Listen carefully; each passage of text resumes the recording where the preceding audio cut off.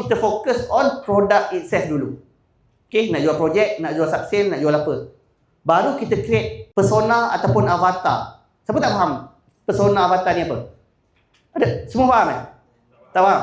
Okay, persona avatar ni adalah target market kita. Kita nak jual kat siapa? Target market kita nak jual kat siapa? Kena ambil tahu. Okay, contohlah.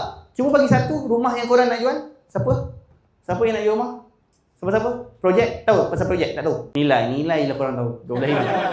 Okay, contoh nilai. Okay, nilai. Siapa sebenarnya yang sesuai beli rumah kat situ? Apa tu? Kondo apartment. Kondo Kondo apartment. Okay. So, siapa yang sesuai beli rumah kat situ sebenarnya? Siapa yang akan beli sebenarnya? Siapa? Investor. Okay, first investor. Okay. Siapa? Orang yang nak buat homestay. Lagi? Rumah pertama. Rumah pertama nilai. Okay, lagi? Kerja KL. Lagi? Sepak. Okay, kerja KL lain.